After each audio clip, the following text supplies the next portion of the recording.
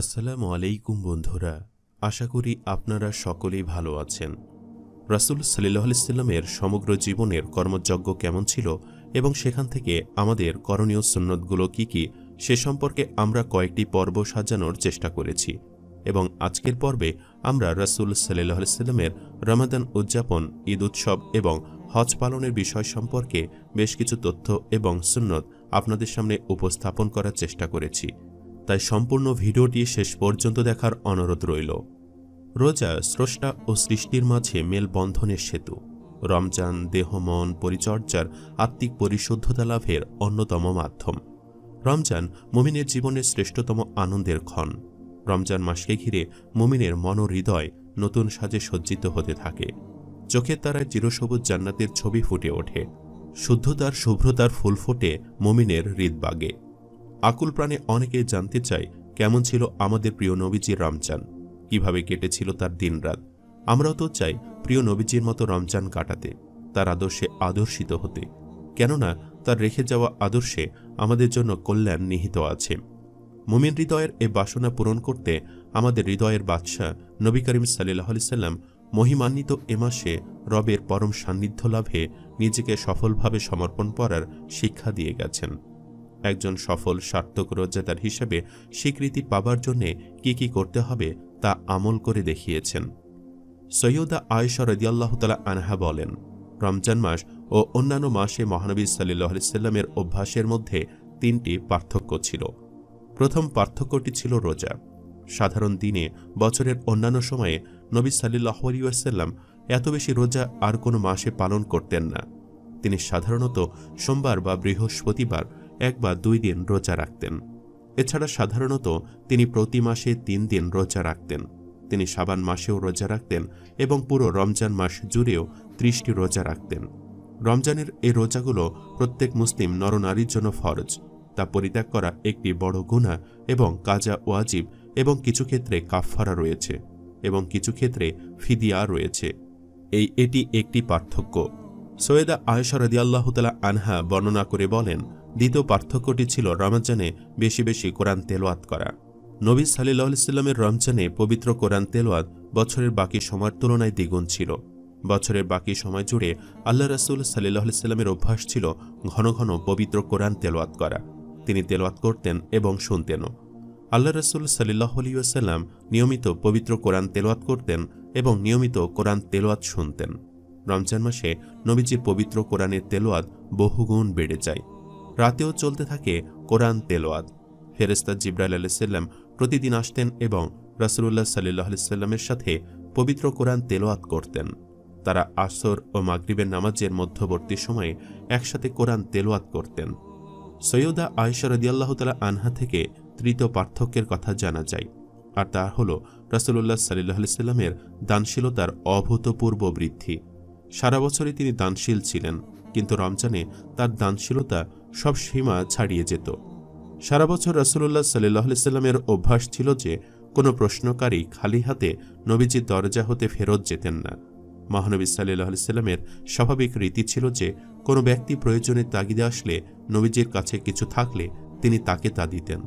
যদি তার কাছে তা না থাকত, তাহলে তিনি তাদের প্রয়োজন মেটানোর জন্য অন্য কারো কাছে সুপারিশ করতেন।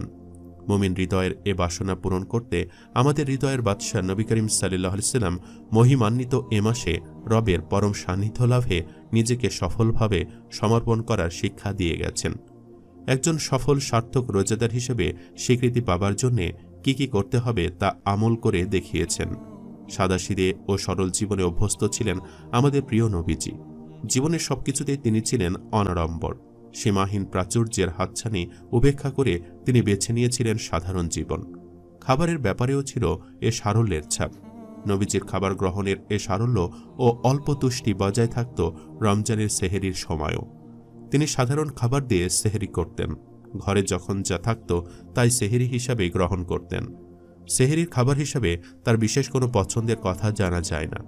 তবে হ্যাঁ, তিনি অন্য সব সময়ের মতো সেহেরিতেও খেজুর পছন্দ করতেন। হযরত আবু হুরায়রা রাদিয়াল্লাহু তাআলা আনহু থেকে বর্ণিত, উত্তম সেহেরি খেজুর এবং উত্তম তরকারির সিরকা। আল্লাহ তাআলা সেহেরি গ্রহণকারীদের প্রতি দয়া করুন।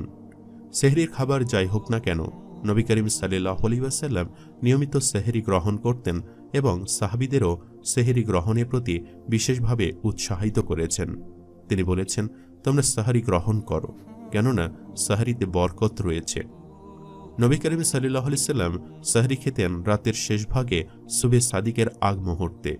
হযরত যায়েদ বিন সাবিত রাদিয়াল্লাহু তাআলা আনহু বলেন, আমরা আল্লাহর রাসূল সাল্লাল্লাহু আলাইহি ওয়াসাল্লামের সঙ্গে সেহরি খেতাম। এরপর তিনি সালাতের জন্য দাঁড়াতেন।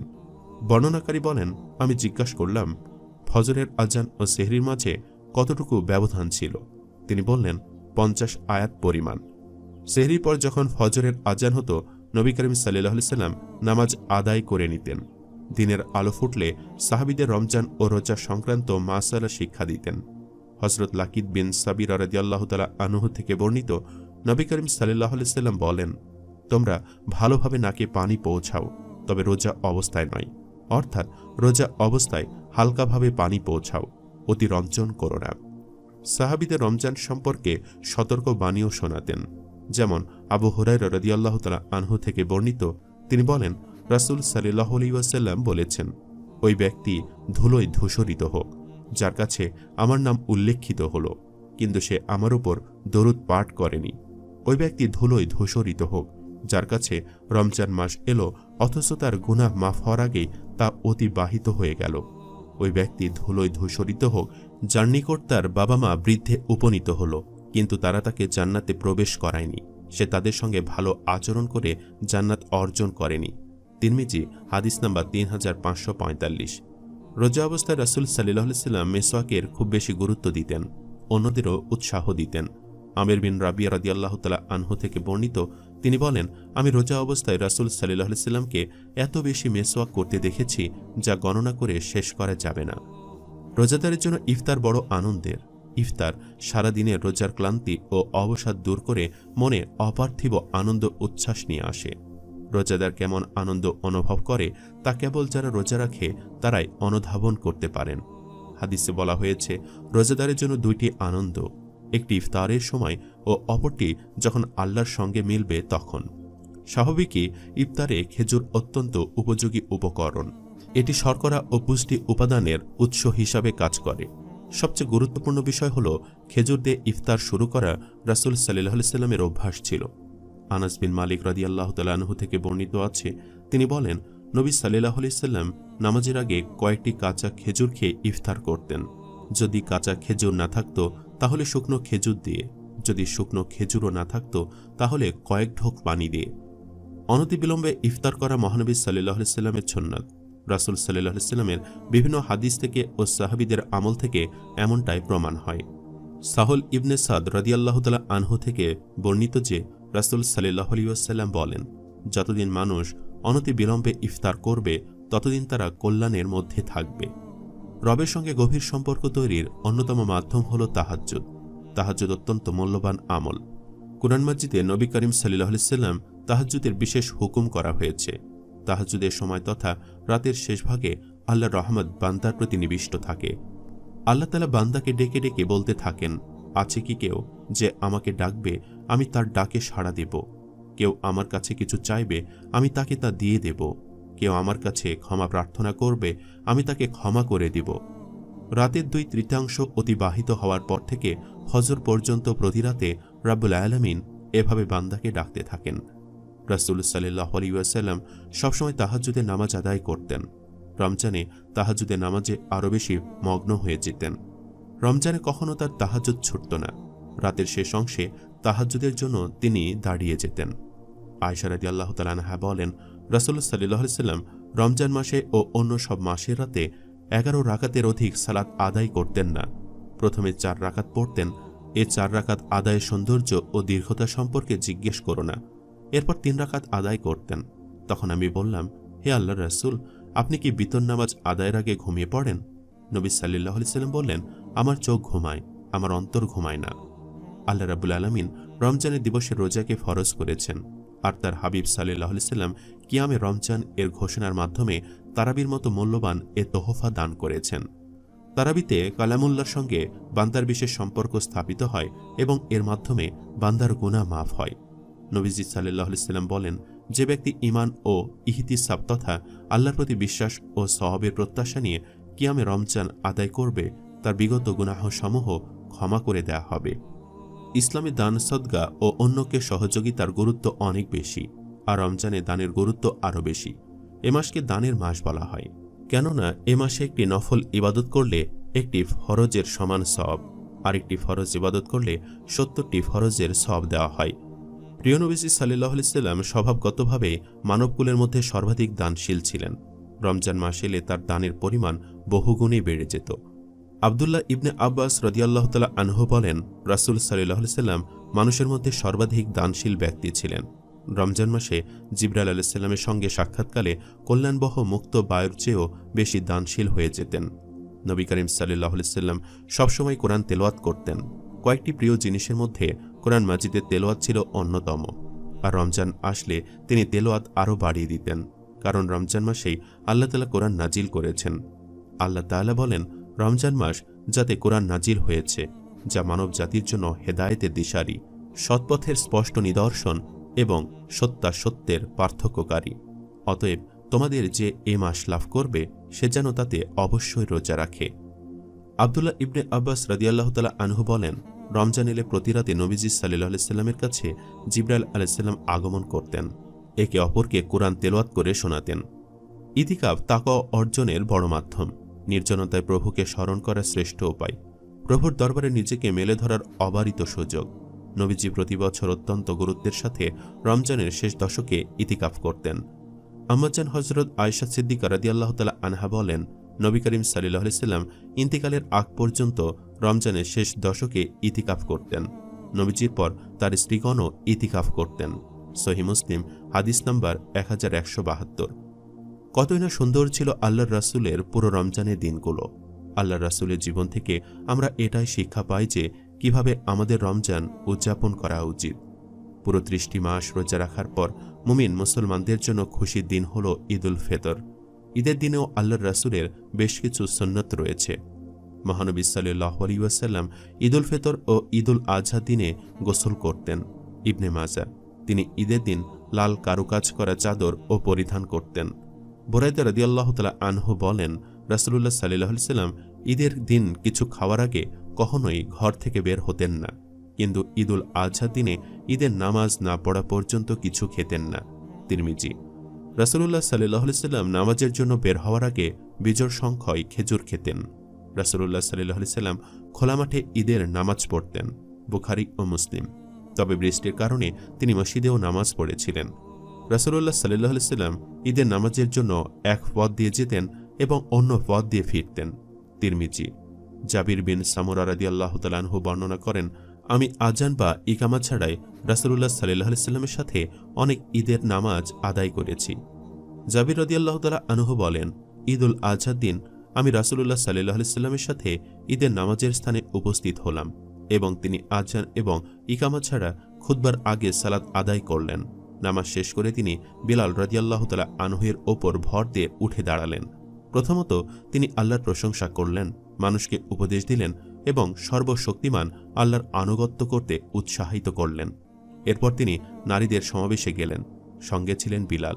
সেখানে তিনি তাদেরকে আল্লাহকে ভয় করতে এবং ধার্মিক জীবন যাপন করতে বলেন এবং উপদেশ দেন। আবদুল্লাহ ইবনে ওমর রাদিয়াল্লাহু তাআলা আনহু বলেন, রাসূলুল্লাহ সাল্লাল্লাহু আলাইহি ওয়াসাল্লাম আবু বকর ও ওমর রাদিয়াল্লাহু তাআলা আনহুর খুতবা দেওয়ার আগেই ঈদের সালাত আদায় করতেন। বুখারী ও মুসলিম।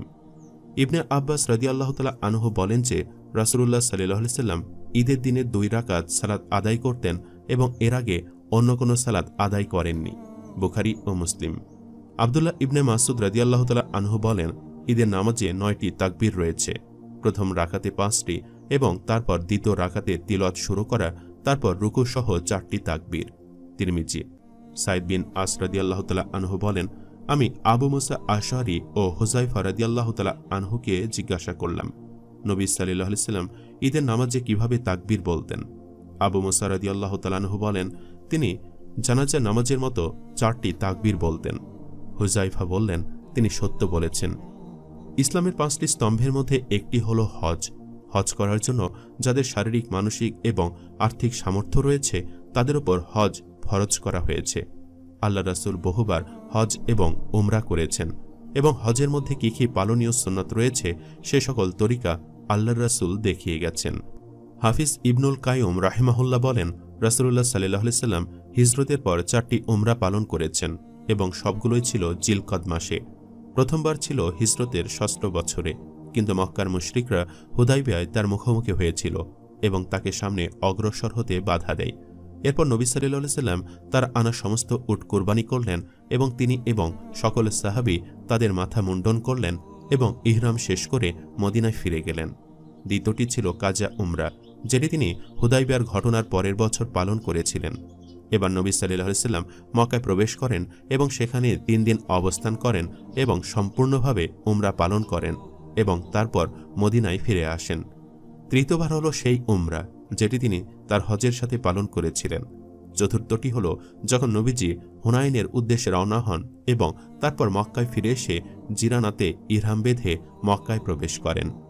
ইবনুল কাইয়ুম বলেন যে নবী সাল্লাল্লাহু আলাইহি সাল্লাম 4টি বেশি উমরা পালন করেননি। মুহারিশ কাবি বলেন, রাসূলুল্লাহ সাল্লাল্লাহু আলাইহি সাল্লাম উমরা করার জন্য জিরানা থেকে রাতে রওনা হন এবং রাতে মক্কায় প্রবেশ করেন। তিনি তার উমরা সম্পন্ন করেন এবং তারপর একই রাতে মক্কা ত্যাগ করেন এবং সকালে জিরানাতে ছিলেন। পরের দিন দুপুরের পর তিনি সরফ উপত্যকা ছেড়ে চলে গেলেন, যতক্ষণ না তিনি সরফ উপত্যকার সাথে মিলিত পথে পৌঁছান। এ কারণে তার এ উমরা এর খবর মানুষের নিকট অজ্ঞাত থেকে যায়।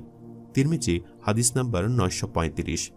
জাবির ইবনে আব্দুল্লাহ রাদিয়াল্লাহু তাআলা আনহু বলেন, রাসূলুল্লাহ সাল্লাল্লাহু আলাইহি ওয়াসাল্লাম 3 বার হজ করেছেন, 2 বার হিজরতের আগে এবং 1 বার পরে। তিনি এর সাথে একটি উমরাও পালন করেছেন এবং কোরবানির জন্য 63টি উট নিয়ে যান এবং আলী রাদিয়াল্লাহু তাআলা আনহু ইয়েমেন থেকে অবশিষ্ট উট নিয়ে আসেন। সেই উটগুলোর মধ্যে একটি আবু জাহালের উট ছিল, যার নাকে ছিল একটি রূপার আংটি। নবী সাল্লাল্লাহু আলাইহি সাল্লাম সেগুলো জবাই করলেন এবং তারপর সেগুলোর প্রত্যেকটির থেকে এক টুকরো গোশত নিয়ে তারপর রান্না করার জন্য তাদের নির্দেশ দিলেন। নবীজি তখন সেই রান্নার তরকারির স্বাদ গ্রহণ করলেন। ইবনে মাজাহ হাদিস নাম্বার 3076। জাবির ইবনে আব্দুল্লাহ রাদিয়াল্লাহু তাআলা আনহু বলেন, রাসূলুল্লাহ সাল্লাল্লাহু আলাইহি সাল্লাম মদিনায় 9 বছর অবস্থানকালে হজ পালন করেননি। অতঃপর হিজরি 10ম বর্ষে ঘোষণা করা হয় যে রাসূলুল্লাহ সাল্লাল্লাহু আলাইহি সাল্লাম হজ করতে যাচ্ছেন। মদিনায় ছিল প্রচুর লোকের ভিড়। যাদের সওয়ারি ছিল বা হাঁটার শক্তি ছিল তারা সবাই সেই ভিড়ে যোগ দিল। লোকেরা এসেছিল যাতে তারা রাসূলুল্লাহ সাল্লাল্লাহু আলাইহি সাল্লামের সাথে যেতে পারে। সবাই রাসূলুল্লাহ সাল্লাল্লাহু আলাইহি সাল্লামের নেতৃত্বে হজের আনুষ্ঠানিকতা সম্পাদন করতে চেয়েছিলেন। রাসূলুল্লাহ সাল্লাল্লাহু আলাইহি সাল্লাম খুতবা দিয়ে বললেন, মদিনাবাসীদের জন্য মিকাত হল জুল হুলাইফা, সিরিয়ানবাসীদের জন্য মিকাত হল জুহফা, ইরাকের জনগণের জন্য মিকাত হল জাতুইর এবং নজদের লোকেদের জন্য মিকাত হল কার্নুল মানাজিল এবং ইয়েমেনের লোকেদের জন্য মিকাত হল ইয়ালামলাম। বর্ণনাকারী বলেন যে রাসূলুল্লাহ সাল্লাল্লাহু আলাইহি সাল্লাম জিলকদের 4 বা 5 তারিখে ঘর থেকে বের হয়েছিলেন। আমরা সবাই তার সঙ্গে রওনা দিলাম। আমাদের সঙ্গে আমাদের বাচ্চা ও মহিলারাও ছিল। আমরা যখন জুল হুলাইফায় পৌঁছলাম তখন আসমা বিনতে উমাইস রাদিয়াল্লাহু তাআলা আনহা এর ঘরে একটি শিশু জন্মগ্রহণ করে। তিনি নবী সাল্লাল্লাহু আলাইহি সাল্লামের কাছে বার্তা পাঠালেন, এখন আমার কি করা উচিত? রাসূল সাল্লাল্লাহু আলাইহি সাল্লাম উত্তর দিলেন, তাকে গোসল করতে হবে এবং একটি কাপড় শক্ত করে বেঁধে ইহরাম বাঁধতে হবে। অতঃপর নবী করিম সাল্লাল্লাহু আলাইহি সাল্লাম শান্তভাবে মসজিদে নামাজের ইমামতি করলেন এবং তারপর তার উট কাসওয়ায় আরোহণ করলেন। যখন তিনি বায়দা পাহাড়ে আরোহণ করলেন তখন নবী সাল্লাল্লাহু আলাইহি সাল্লাম ও তার সাহাবীগণ হজের জন্য তালবিয়া পাঠ শুরু করলেন। আমি যতদূর দেখতে পেলাম ততদূর রাসূল সাল্লাল্লাহু আলাইহি সাল্লামের সাথে মানুষের ভিড় দেখতে পেলাম। তাদের মধ্যে কেউ সওয়ারিতে ছিল, কেউ পায়ে হাঁটা অবস্থায় ছিল এবং রাসূলুল্লাহ সাল্লাল্লাহু আলাইহি ওয়াসাল্লাম মধ্যখানে ছিলেন। তার কাছে কোরআন অবতীর্ণ হচ্ছিল এবং তিনি এর অর্থ স্পষ্টভাবে বুঝতে পারছিলেন এবং তিনি যা কিছু করতেন আমরা তা অনুসরণ করছিলাম। তিনি উচ্চ স্বরে বললেন, হে আল্লাহ, আমি আপনার খেদমতে আছি, আমি আপনার খেদমতে আছি, আপনার কোনো শরীক নেই, আপনার খেদমতে আছি। সকল প্রশংসা ও অনুগ্রহ এবং রাজত্ব আপনারই, আপনার কোনো শরীক নেই। লোকেরাও তালবিয়া পড়তে থাকে। রাসূল সাল্লাল্লাহু আলাইহি সাল্লাম তালবিয়া বলতে থাকেন এবং আমরাও উচ্চস্বরে আমরা হজের জন্য প্রস্তুত বলতে থাকি। আমাদের উদ্দেশ্য ছিল শুধুমাত্র হজ করার, উমরা করার নয়। অতএব আমরা জিল হজ মাসের 4 তারিখে বাইতুল্লাহে পৌঁছালাম। আমরা সূর্যোদয়ের পর মক্কায় প্রবেশ করেছিলাম। রাসূলুল্লাহ সাল্লাল্লাহু আলাইহি সাল্লাম তার সওয়ারিকে দরজার সামনে বসিয়ে মসজিদুল হারামে প্রবেশ করেন এবং কাবার ইয়েমেনি কোণে ও কালো পাথরে চুম্বন করেন। অতঃপর তিনি ডান দিকে গিয়ে কাবার চারপাশে দ্রুত হাঁটতে হাঁটতে 3 বার প্রদক্ষিণ করলেন এবং ধীর গতিতে 4 বার প্রদক্ষিণ করলেন। তারপর তিনি মাকামি ইব্রাহিমের কাছে এগিয়ে গেলেন এবং তারপর তিনি উচ্চস্বরে এই আয়াতটি পাঠ করলেন যাতে লোকেরা তাকে শুনতে পায়, আর তোমরা ইব্রাহিমের দাঁড়ানোর জায়গাতে নামাজের জায়গা বানাও। তারপর তিনি মাকামে ইব্রাহিমে 2 রাকাত নামাজ পড়লেন। তিনি এই 2 রাকাতে সূরা ইখলাস ও সূরা আল কাফিরুন তিলাওয়াত করেন। তারপর তিনি জমজম কূপের কাছে গেলেন এবং সেখান থেকে কিছু পানি নিয়ে পান করলেন এবং কিছু পানি নিজের মাথায় ঢেলে দিলেন। তারপর তিনি কালো পাথরের কাছে ফিরে এসে এটিকে আবার চুম্বন করলেন। তারপর তিনি সাফার প্রবেশদ্বার দিয়ে বের হলেন এবং যখন তিনি সাফা পর্বতে পৌঁছালেন তখন তিনি তিলাওয়াত করলেন, নিশ্চয়ই সাফা ও মারোয়া আল্লাহর নিদর্শনাবলীর অন্যতম। এবং তিনি বললেন, আমি সেটি দিয়ে শুরু করছি যা দিয়ে আল্লাহ শুরু করেছেন। তাই প্রথমে তিনি সাফায় আরোহণ করলেন এবং কাবাকে লক্ষ্য করলেন এবং তার দিকে মুখ ফিরিয়ে নিলেন। অতঃপর তিনি আল্লাহর একত্ববাদ বর্ণনা করলেন এবং তাকবীর ও আল্লাহর প্রশংসা করতে থাকলেন এবং এই শব্দগুলো তিলাওয়াত করতে থাকলেন, আর তা হল লাব্বাইক আল্লাহুম্মা লাব্বাইক, লাব্বাইক লা শারিকা লাকা লাব্বাইক, ইন্নাল হামদা ওয়া নিয়ামাত লাকা ওয়াল মুলক লা শারিকা লাক।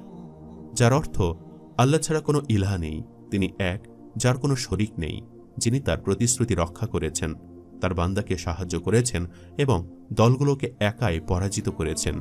তারপর তিনি আল্লাহর কাছে দোয়া করলেন।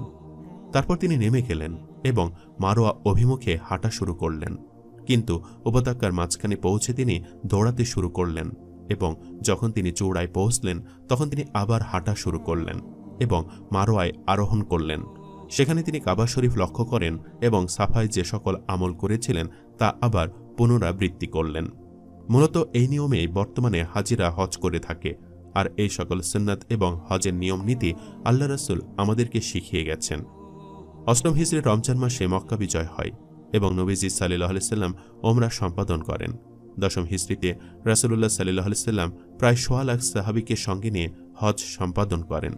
এই হজই নবীজি সাল্লাল্লাহু আলাইহি সাল্লামের জীবনে একমাত্র হজ। এটি প্রথম হজ ও শেষ হজ। এর 83 দিন পর 12 রবিউল আওয়াল তিনি ইন্তেকাল করেন। এই কারণে এই হজ ইতিহাসে বিদায় হজ নামে প্রসিদ্ধ। বিদায় হজে প্রিয় নবীজি সাল্লাল্লাহু আলাইহি সাল্লাম উপস্থিত 1.25 লাখ সাহাবীর উদ্দেশ্যে যে ভাষণ দিয়েছিলেন তা বিদায় হজের ভাষণ নামে পরিচিত। এটি ছিল তার জীবনের সর্বশেষ আনুষ্ঠানিক ভাষণ, যা তিনি 10ম হিজরি সনের 9ম জিলহজ আরাফাত দিনে মসজিদে নামিরাতে ও জাবালে রহমাতের ওপরে এবং পরদিন 10ম জিলহজ ঈদ ও কোরবানির দিন মিনাতে প্রদান করেছিলেন। নবীজি সাল্লাল্লাহু আলাইহি সাল্লাম তার ভাষণে বলেন, হে লোক সকল, আল্লাহ তাআলা বলেছেন, হে মানব জাতি, আমি তোমাদের এক পুরুষ ও এক নারী থেকে সৃষ্টি করেছি এবং তোমাদেরকে বিভিন্ন জাতি ও গোত্রে বিভক্ত করেছি, যাতে তোমরা পরস্পরে পরিচিত হতে পারো। নিশ্চয়ই আল্লাহর কাছে সেই সর্বাধিক সম্মানিত যে সর্বাধিক পরহেজগার। কোনো অনারবের ওপর কোনো আরবের, কোনো আরবের ওপর কোনো অনারবের, এমনিভাবে শ্বেতাঙ্গের ওপর কৃষ্ণাঙ্গের এবং কৃষ্ণাঙ্গের ওপর শ্বেতাঙ্গের কোনো শ্রেষ্ঠত্ব নেই, তবে তাকওয়ার ভিত্তিতে। সব মানুষ আদম আলাইহিস সালামের সন্তান, আর আদম আলাইহিস সালাম মাটি দ্বারা সৃষ্ট। এক মুসলমান অপর মুসলমানের ভাই। সব মুসলমান পরস্পর ভাই ভাই। তোমাদের অধীনস্থ দাস দাসীদের প্রতি খেয়াল রাখবে। তোমরা যা খাবে তাদেরকে তা খাওয়াবে, তোমরা যা পরিধান করবে তাদেরকেও তা পরাবে। সাবধান, ধর্মের ব্যাপারে বাড়াবাড়ি করবে না, কেননা তোমাদের পূর্ববর্তী বহু জাতি ধর্মীয় বিষয়ে বাড়াবাড়ি করার কারণে ধ্বংস হয়েছে। তোমরা তোমাদের রবের ইবাদত করবে, 5 ওয়াক্ত নামাজ পড়বে, রমজান মাসে রোজা রাখবে, সন্তুষ্ট চিত্তে সম্পদের যাকাত প্রদান করবে, স্বীয় প্রভুর ঘরে এসে হজ পালন করবে, তাহলে তোমাদের রবের জান্নাতে প্রবেশ করতে পারবে। হয়তো আমি এ বছরের পর এখানে আর কখনো তোমাদের সঙ্গে মিলিত হব না।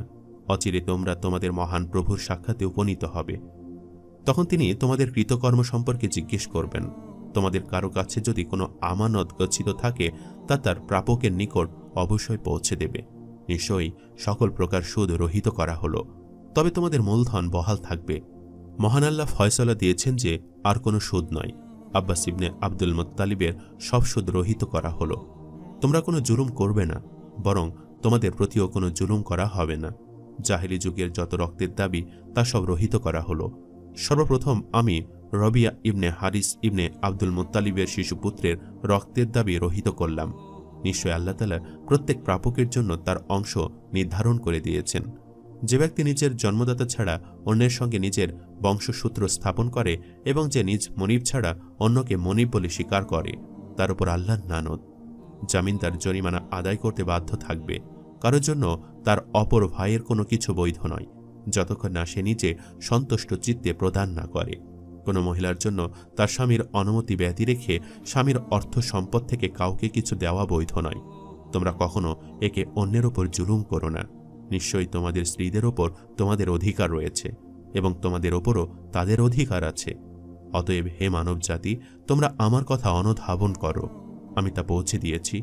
আমি তোমাদের মাঝে এমন সুস্পষ্ট দুটি বিষয় বা বিধান রেখে গেলাম যা দৃঢ়ভাবে ধারণ করলে তোমরা কখনো পথভ্রষ্ট হবে না। আল্লাহর কিতাব এবং তার নবী সাল্লাল্লাহু আলাইহি সাল্লামের সুন্নাহ। আমি তোমাদের মাঝে জিনিস রেখে গেলাম, আর তা হলো আল্লাহর কিতাব এবং আমার সুন্নাত। প্রত্যেক মুসলিম অপর মুসলিমের ভাই এবং মুসলিমগণ ভাতৃপ্রতিম। সুতরাং কোনো মুসলিমের জন্য তার ভাইয়ের কোনো কিছু বৈধ নয়, যতক্ষণ না সে সন্তুষ্ট চিত্তে তাকে তা প্রদান করে। অতএব তোমরা নিজেদের প্রতি জুলুম করো না। সকলে শোনো, এখানে উপস্থিতগণ যেন এই বার্তাগুলো অনুপস্থিত লোকদের নিকট পৌঁছে দেয়। হয়তো অনেক অনুপস্থিত লোক উপস্থিত শ্রোতা অপেক্ষা অধিক হেফাজতকারী হবে। অতঃপর নাজিল হয়, আজ আমি তোমাদের জন্য তোমাদের ধর্মকে পরিপূর্ণ করে দিলাম এবং তোমাদের প্রতি আমার নিয়ামত পূর্ণ করলাম এবং তোমাদের জন্য ধর্ম হিসেবে ইসলাম দিয়ে আমি সন্তুষ্ট হলাম। প্রিয় বন্ধুরা, এতক্ষণ আলোচনা করেছি আল্লাহ রাসূলের রমাদান পালন, ঈদ উদযাপন এবং হজ পালনের বিষয়ে বলি। আশা করি আজকের পর্বটি আপনারা মনোযোগ সহকারে দেখেছেন এবং উপভোগ করেছেন। পরবর্তী পর্বটি দেখার জন্য আপনাদেরকে আমন্ত্রণ রইল। আজ এ পর্যন্তই। ধন্যবাদ। সম্মানিত দর্শক, ভিডিওটি আপনাদের কাছে কেমন লেগেছে তা আমাদের কমেন্ট করে অবশ্যই জানাবেন। আর সবাই আমাদের সাথেই থাকবেন। আজ তাহলে এই পর্যন্তই। আপনারা ভালো থাকবেন, সুস্থ থাকবেন। আল্লাহ হাফেজ।